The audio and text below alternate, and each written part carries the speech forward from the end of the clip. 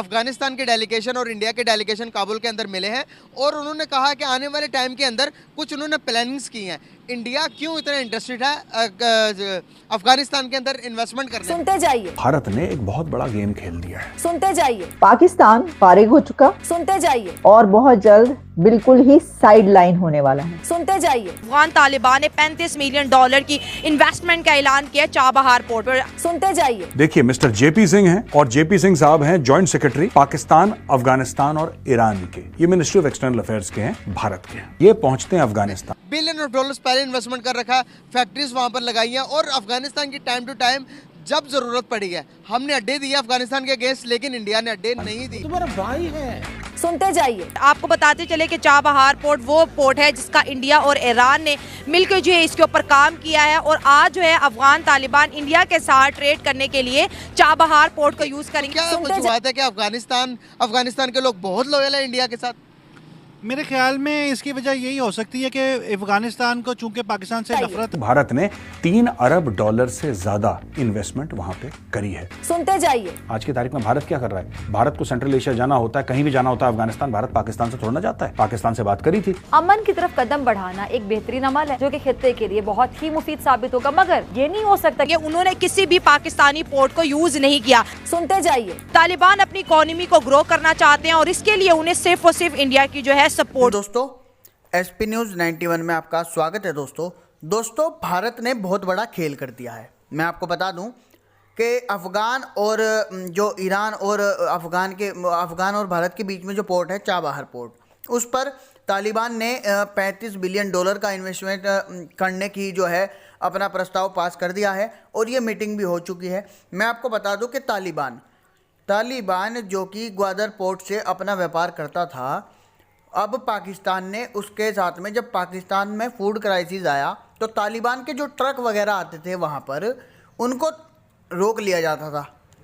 Gwadar port पर truck में जो सामान होता था, खाने पीने का, आटा, ये दाल वगैरह, ये उनके ट्रक में तोड़ फोड़ करके उसे चोरी कर लिया जाता था। तो तालिबान के साथ पाकिस्तान ऐसा कर रहा था कुछ दिनों से और अपना पेट भर रहा था। लेकिन अब तालिबान ने बड़ा एक्शन लेते हुए जो ईरान और भारत के बीच में चाबहार पोर्ट है उस पर व्यापार करने का फैसला कर लिया है। यानी कि ग्वादर पोर्ट पूरे तरीके से बंद। अब उधर से $35 बिलियन इन्वेस्टमेंट करेगा आपका तालिबान। अब पाकिस्तान की जो है चीखें निकली हुई है कि अब उसका पेट कैसे भरेगा, वो क्या चोरी करेगा, क्या खाएगा, कुछ इस तरीके की बातें पाकिस्तानी मीडिया कर रहा है। अब पाकिस्तानी मीडिया इस बारे में क्या कहता है, क्या उसका रुझान है, सब कुछ जानेंगे इस वीडियो में। इसलिए आइए दोस्तों वीडियो को स्टार्ट करते हैं। जो मतलब बज़ाहिर देखने में आता है, मतलब दिलों के भाल तो आप अल्लाह ही जानता है, लेकिन बज़ाहिर जो देखने में आता है, तो चूंकि जैसे एक कौल है हज़रत अली का कि दुश्मन का दुश्मन जो होता है ना वो दोस्त होता है, तो शायद इन दोनों की दोस्ती की वजह यही है कि चूंकि अफगानिस्तान पाकिस्तान को अपना दोस्त नहीं समझता और इंडिया भी पाकिस्तान को अपना दोस्त नहीं समझता, तो आपस में दोनों दोस्ती है उन दोनों की। मेरे ख्याल में तो यही वजह। हमारे तो आपने कहा कि दुश्मन का दुश्मन, हमने हर एक को तो दुश्मन किया हुआ। ईरान को देख ले, ईरान के साथ भी हम ईरान के साथ नारे लगा देते, अफगानिस्तान के साथ भी नारे लगा देते कि इनके साथ हमारा रिश्ता क्या, ला इलाहा इल्लल्लाह का रिश्ता। तो आज क्या हो गया? ईरान के साथ भी रिलेशन कर आप इंडिया के, उसके साथ भी सही है। इंडिया के पाकिस्तान के अलावा और किसी मुल्क के साथ खराब नहीं है रिलेशन। चाइना के साथ है, लद्दाख का मसला ट्रेड करता है, हम क्यों नहीं सीख पाते कुछ उनसे? इसमें बड़ी वजह तो देखें एजुकेशन, अवामी सतह पे देखें तो एजुकेशन मैं कहूँगा, और अगर हुकूमती लेवल पर देखें तो चूँकि कोई भी आने वाला हुक्मरान वो पाकिस्तान के साथ शायद उतना सिंसेर हो ही नहीं पाया।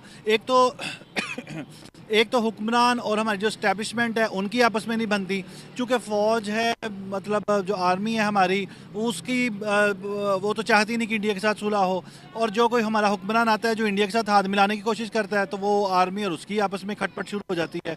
तो हमारे हुक्मरान चूँकि स्टैब्लिशमेंट और आर्मी से दबते हैं, उसकी बहुत सारी वजूहात हैं जो आप भी ज़ाहिर जानते हैं, मैं भी जानता हूँ, तो उसकी नतीजे में फिर ये सूरत हाल है। मेरे ख्याल में तो यही। क्या लगता है कि आपको, आप मेडिसिन का काम करते हैं तो सबसे बेहतर मेडिसिन कौन सी? कॉस्मेटिक का काम करते हैं, कॉस्मेटिक भी, तो सबसे बेहतरीन कॉस्मेटिक कहाँ से आप इंपोर्ट करते हैं?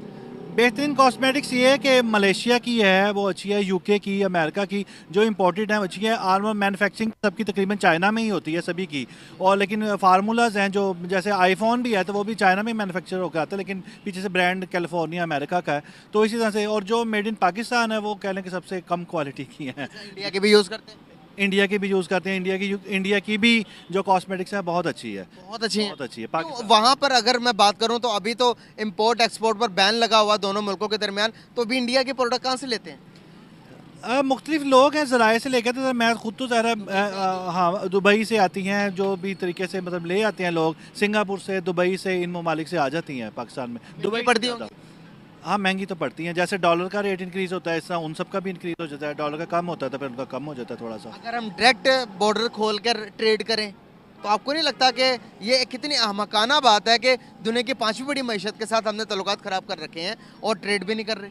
बिल्कुल, मेरे ख्याल से आपने बिल्कुल 100% सही कहा है। ये बिल्कुल अहमकाना बात है कि जो जिस मुल्क के साथ देखें, अमेरिका जैसा मुल्क, रशिया जैसा मुल्क, चाइना जैसा मुल्क भी उनके साथ ट्रेड कर रहा है और वो कर रहा है, और हम उनके साथ जो है वो अपने बॉर्डर बंद कर रखे हैं। ना हमने मिलने जुलने पर पाबंदी लगा रखी है, ना कोई उधर का बंदा इधर आए, ना इधर, अगर चला भी जाए तो उसको जासूस और दहशतगर्दी समझा जाता है।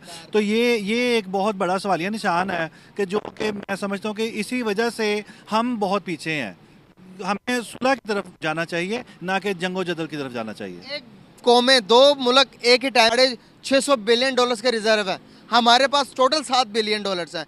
एक मुल्क बिजली की रफ्तार से जाकर तरक्की कर रहा है, डे बाय डे कोई नई इंप्रूवमेंट आ रही है, बिलियन ऑफ डॉलर्स आ रहे हैं और जॉब्स आ रही है, इन्वेस्टमेंट आ रही है, एप्पल स्टोर खुल रहे हैं, सुनने को आ रहा है टेस्ला आ रहा, BMW बन गया, मर्सिडीज बन गई। इस तरह की खबरें डेली सुनते हैं और हमारे मुल्क से खबरें जाती हैं कि आज बेल आउट पैकेज ख़त्म हो गया, दोबारा से IMF से पैकेज मंगवा रहे हैं, वो दे नहीं रहा, उसके लिए शराइत ये रख रहे हैं, ये हो रहा, वो हो रहा, हुकूमत वो क्या कहते हैं वोट्स दिए, हुकूमत जिसकी बननी चाहिए वो नहीं बनी। इस तरह की न्यूज़ जब इंटरनेशनल मीडिया में जाती हैं तो क्या दुनिया हम पर ट्रस्ट करती है, या दुनिया का इमेज हमें और इंडिया को देखने का सिमिलर है? नहीं, इंडिया कह रहा हूँ, मतलब दुनिया हम पे ट्रस्ट नहीं करती। इसीलिए एक तो वजह यह है कि देखिए हमारा ताजर से लेकर ऊपर तक, यानी नीचे से लेकर ऊपर तक तबके में ईमानदारी का शदीद फुकदान है, ईमानदारी नहीं है। यही चीज़ है कि जो हमारी चीज़ मैन्युफैक्चर भी होती है, आप देखिए जिन मुल्कों में हमारी चीज़ एक्सपोर्ट भी हुई है, वहाँ से भी आहिस्ता आहिस्ता उन्होंने ख़त्म कर दिया, क्योंकि जो हम सैंपल हमारा वो कुछ है, जब बात पीछे से माल जाता है वो कुछ होता है, जबकि बाहर से जो चीज़ें इंपोर्ट होती हैं वो जो चीज़ दिखाई जाती है वो उससे भी कुछ समझ ले 5 हाथ आगे अच्छी होती है, बुरी नहीं होती। तो इसी वजह से जब हमारे ये सूरत हाल है, अब इंडिया की जैसे आपने बात की कि उनकी चीज़, मैंने अभी कहा कि उनकी चीज़ अच्छी है, इसका मतलब है कि वहाँ पर बनाने वाले मैन्युफैक्चरर, उनके ताजर, उनके जो भी मतलब लोग मायादार, वो ईमानदारी से काम करते हैं, कम अज़ कम अपने मुल्क की हद तक तो ईमानदारी से काम करते हैं, हमारे तो वो भी नहीं करते। बहुत अच्छा लगा आपसे बात करके, thank you so much and very nice to talk with you. बहुत ज़बरदस्त। अल्लाह का फजल करम है जी, आप खैरियत से हैं? जी अल्हम्दुलिल्लाह मैं ठीक। नाम आपका सर? जी मोहम्मद ज़ुबैर। क्या करते हैं? मैं जॉब करता हूं जी। ज़बरदस्त। सर बात करने का पर्पज़ ये है कि हमारे रिलेशन कैसे हैं हमारे पड़ोसी मुल्क अफ़गानिस्तान के साथ, कैसे हैं ईरान के साथ, कैसे हैं हिंदुस्तान के साथ और चाइना के साथ तो बेहतर है, इन 3 मुल्कों के साथ क्यों बिगाड़ी हुई हमने? देखें, चाइना के साथ भी बेहतर नहीं है, वो आपसे असल में तिजारती फ़ायदा उठा रहा है, आपका दोस्त कोई भी नहीं है। जहाँ पे बेईमानी बढ़ जाए, उरूज पर आ जाए, जहाँ पे देखिए अफ़गानिस्तान आपके पास एक सिंपल है, आपके पड़ोस में है, 76 साल से हम आज़ाद हुए हैं, जो भी हुकूमत आती है जी, इस दलदल से हम आपको निकालेंगे, इस दलदल से हम आपको निकालेंगे। ये दलदल है जी 76 साल से तो ख़त्म नहीं और आगे 76,000 साल में भी ख़त्म, क्योंकि बेईमानी है। अफ़गानिस्तान आपके पास एक बेहतरीन मिसाल है, 2022 में उसको आज़ादी मिली है, तकरीबन 150 अरब डॉलर उसके जो है वर्ल्ड बैंक ने उनके ज़ब्त कर लिए हैं।